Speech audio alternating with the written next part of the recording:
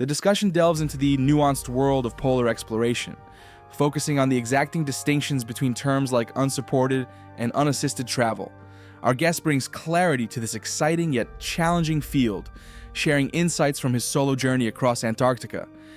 Unsupported means no use of resupplies. Unassisted means no use of kites or dogs. My expedition was solo, unsupported, and unassisted. He emphasizes the importance of accurate representation, especially considering the challenges he faced. His journey stands out as the first solo crossing of Antarctica's landmass without external help. What Borge Ausland did is he was the first person to cross Antarctica. Not just the landmass, but also the ice shelves. So, we were not out there a lot different in duration of time. Why do you think National Geographic got that wrong? They made it look like you're just seeking fame and didn't make the important distinctions. The guest acknowledges the oversight, highlighting the need for correct documentation to ensure each explorer's efforts are honored appropriately. In my 16-page letter that anyone can read, it's on my website. I document everything clearly. Whenever someone does something extraordinary, like your 54 days alone, and they don't get the credit, it's crazy. And you showed us what it was like last time you were here. The conversation underscores not only the physical endurance required for such feats, but also the mental resilience in facing misrepresentation. By setting the record straight, the guest contributes to a broader understanding of human ingenuity and perseverance. The guest shares his intensive journey of preparing for the Drake Passage, where innovative training played a key role. By utilizing creative techniques like rowing machines on Bose balls and isometric exercises, he was able to emulate the unpredictable forces at sea. Yeah, so the rowing machine on the Bose balls, that's like in the gym. Also, a lot of deadlift was really useful, and then a lot of stability stuff. His coach, Mike, was pivotal in developing physical stability, while Chris, a champion river rower, helped with mastering technical skills. The balancing act between these two approaches bolstered the guest's overall performance. Mike would have me do certain things, like a seated row. So I'd have my eyes closed, holding weight in an isometric motion. It was about stabilizing and reacting. Despite starting his training late in July, he was on the water by December. This short preparation time was packed with learning and adapting to both river and ocean rowing. I didn't take my first stroke in a rowboat until July in the river, August in the ocean rowboat, and then I was rowing across the Drake in December. A critical element was the 90-minute shift rotation, designed for endurance, implemented by Fionn, who brought extensive ocean rowing experience to the team. Yeah, so you got 90 minutes on, 90 minutes off. Collectively, we talked about it as a team. It was the best way to manage long stretches without burning out. And during those shifts, I'm betting someone gets delirious enough to start singing sea shanties, right? It definitely got weird out there, for sure. But my body actually held up pretty well. The journey was not just a test of physical endurance, but a testament to the power of a structured and supportive environment. His resilience underlined the fundamental need for grounding oneself amidst chaos. The guest discusses his disappointment following an inaccurate article by National Geographic about his Antarctic crossing. Despite having GPS data verifying his 54-day solo journey, the article presents a misleading narrative, prompting hurt and irony. It hurt my feelings, obviously, and it was bizarre because it was so factually inaccurate.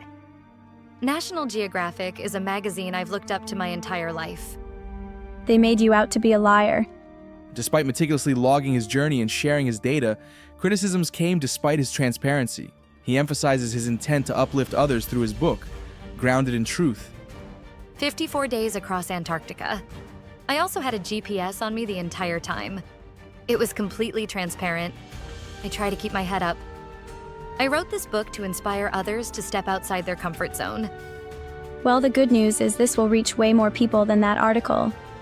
The guest remains committed to revealing the true inspiration behind his journey, despite the misleading portrayal of part of the journey as being on a road. That's really deceptive because they made it seem like, oh, and then he gets to the highway and he's just walking. I was transparent about that was my route. Asked all the people, they're like, yep, you're within the rules. You're doing the right thing. The conversation turns to societal tendencies to undermine achievements, highlighted by the crabs in a bucket metaphor. Crabs in a bucket. You know that expression? No, tell me that. The guest discusses proactive measures, including a detailed rebuttal to National Geographic, showing his commitment to transparency and integrity. I published this 16-page document that's on my website. I sent it to the editor of National Geographic. Despite misleading criticism, the guest speaks about being misunderstood in the public eye and considers legal action. Their article is just online. I hope they take it down. But if not, then someone's already seen it. People like writing on my Instagram, like you, liar. I hope you die. The focus shifts to the thrill of ocean rowing, particularly the challenge of the Drake Passage. You write your book and get in this rowboat journey. Had the rowboat journey been done before? No. The rowboat before, there's a storied history of ocean rowing. The Drake Passage had never been rowed fully and completely before. Reflecting on past explorers, the guest highlights historical feats in his own journey, enriching the narrative of exploration. On Mount Everest, climbers face a formidable combination of ambition and adversity. Jenna embodies this quest, even as overcrowding threatens safety. But I never saw anything like that. And that's definitely the exception, not the rule on Everest. While tragic situations occur, the guest emphasizes these are exceptions, highlighting the pursuit of dreams amidst dangers. I'm proud of Jenna for setting this goal. People should set that goal if that's what they want. The challenges highlight systemic issues like overcrowding. A situation where people are stuck on ropes and dying is a terrible thing. Meanwhile, the guest book, The Impossible First, celebrates personal triumphs amidst adversities. So, The Impossible First, it's out right now. Go get it, folks. Thanks, Colin. Appreciate it. In the spirit of adventure, the guest recounts his challenging Antarctic journey, facing accusations against his integrity.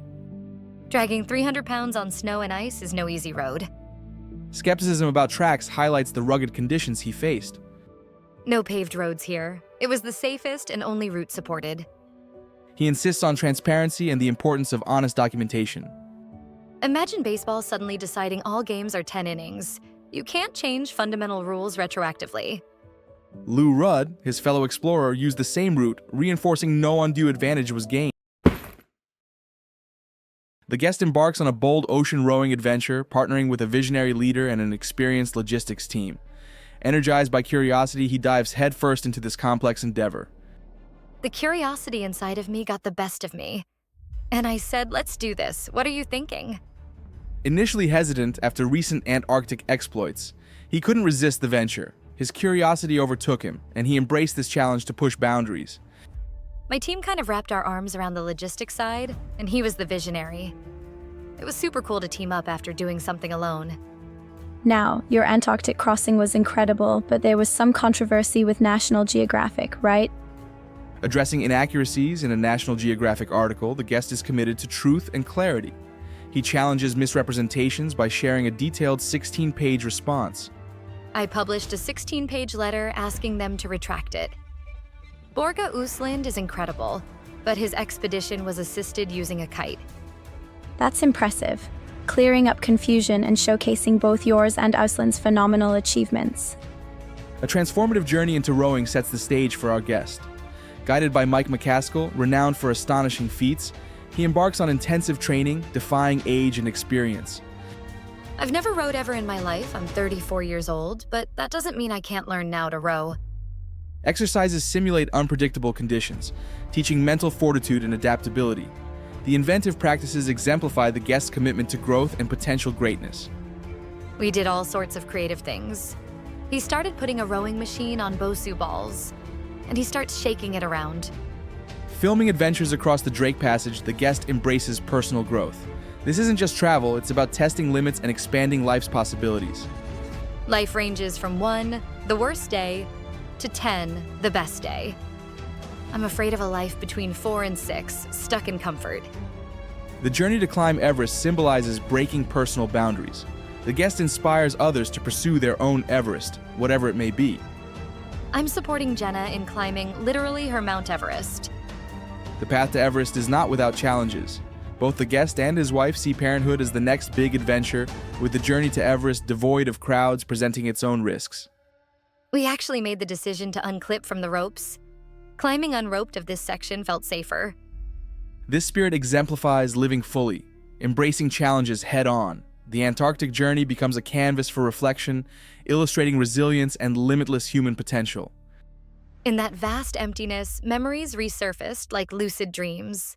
It's a wild mental adventure, going into the brain that... In this conversation, the guest discusses the profound realization reached on a solo journey across Antarctica. Pushing through conditions that tested physical limits, the experience highlighted a core belief: embracing discomfort is essential for true personal growth. I think of life like a pendulum. To reach those tens, those high moments, you need to embrace the ones, the discomforts. It's not in spite of the challenges, but because of them. The guest recounted the experience of pulling a sled for 53 days, leading to a transformative moment of mental clarity and endurance. After 53 days, with my body exhausted, I tapped into the deepest flow state. I pushed for 32 hours nonstop, finding a place within me I hadn't known before. You mentioned Thoreau's idea of quiet desperation. It's so true that real comfort comes from overcoming difficulties. Their dialogue explores how modern life often avoids pain, ironically leading to dissatisfaction. People hedge against discomfort and wonder why they aren't happy. It's because avoiding pain means missing growth. Exactly. You need hard things to appreciate comfort. Do something challenging and rewarding. The guest also discusses future projects focused on inspiring young people through meaningful engagement, emphasizing the importance of challenges in nurturing resilience. We have a nonprofit focusing on young people. It's not about breaking records, but about encouraging them to stretch their boundaries. In complete darkness, the team faced disorientation and challenge, rowing through the night across the vast ocean. With only short respites from the dark, every shift was a test of endurance and camaraderie. It was wild. Like the things going on in my mind. The nighttime? Like the night shift was really crazy. You got about 3 hours of darkness every single night. As the team rowed, the ocean waves came out of nowhere, intensifying their struggle. Yet amidst the cold and wet, they found an unexpected source of strength. It was complete darkness. Out there rowing, we started singing, man. We just started singing out there. The act of singing wasn't just a distraction, but a powerful binding force, transforming their lowest moments into memorable, uplifting experiences. I was actually born on a hippie commune. My mom played Bob Marley's Redemption song. So I started, pirates. Yes, they rob us. That sounds like the best and worst concert ever. The diverse team comprised individuals from different continents. This diversity, while enriching, required careful management and synchronization to function effectively.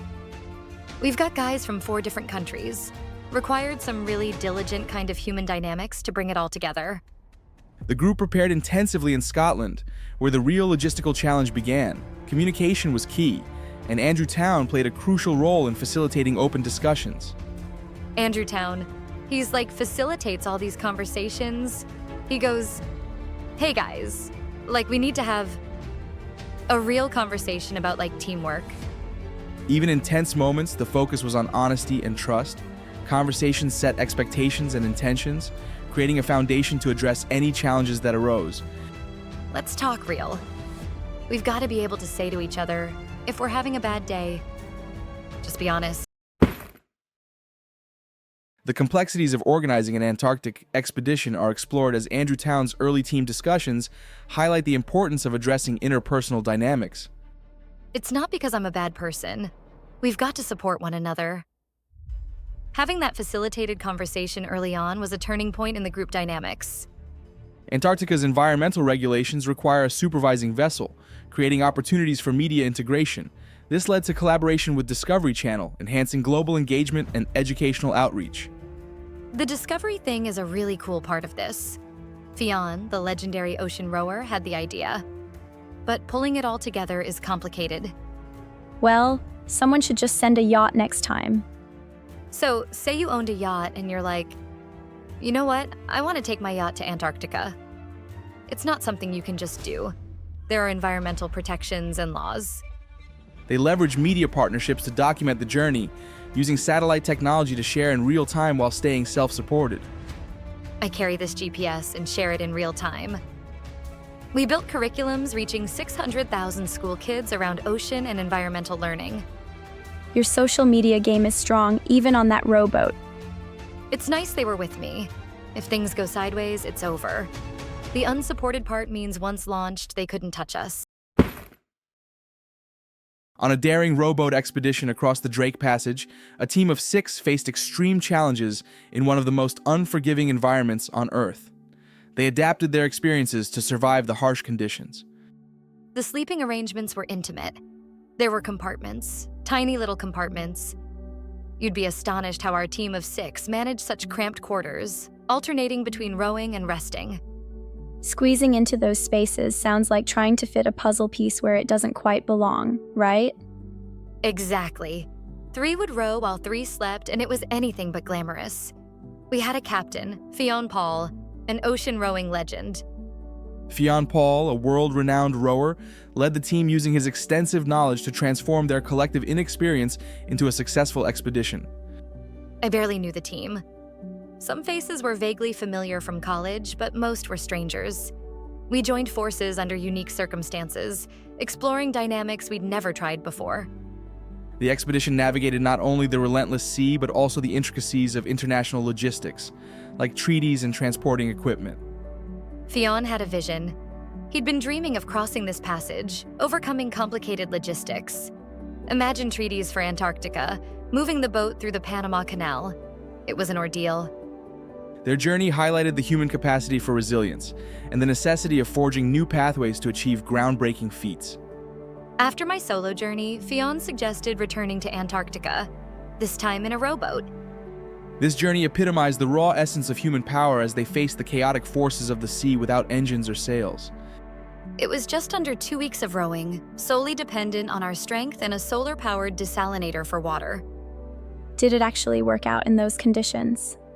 Surprisingly, yes. It provided us with water the entire 12 days, even when it started messing up near Antarctica. Their survival hinged on meticulous planning, balancing energy reserves against unpredictable elements. This wasn't just about conquering distances, but interacting profoundly with natural adversities.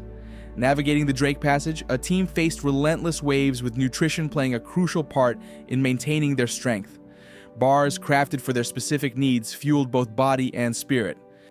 We ate 2 things: freeze-dried meals and these bars, optimized for my physiology. They worked well for the crossing. The conditions were intense, and even simple tasks became dangerous amid 40-foot waves, testing endurance and synchronization. We had this little jet boil. Trying to boil some water was tough with waves bouncing around. The conversation turns to the immense challenges of the Antarctic expedition, where the guests transported a 375-pound sled, showcasing raw human endurance. It tested me to the edges of my potential. National Geographic misrepresented my trek compared to Borger Usland's assisted journey with a kite. That's a big difference. The kite was a powerful aid. Yeah, I'm sure that really helped him. Both discuss the importance of recognizing each challenge accurately, underscoring that while each feat is remarkable, understanding the methods offers essential validation. In the Drake Passage, a daring expedition unfolds. Against an ominous backdrop, the crew faces the elements, the challenge amplified by confinement and necessary sea anchors. When the waves got too big, we deployed the sea anchor. It was dangerous out there, confining us to cramped spaces. Despite the strain, past solo treks across Antarctica bolstered their spirits, intertwining solitude with shared endurance. In the infamous Drake Passage, the guest recounts a journey defined by resilience and ingenuity, overcoming sub-freezing temperatures and relentless waves. The dry suits were crucial. We were soaked without them. And during our rest phases, we didn't change clothes at all. The expedition tested both physical and mental stamina. Ultimately, this journey through the Drake Passage showcases human endurance and energy management in extreme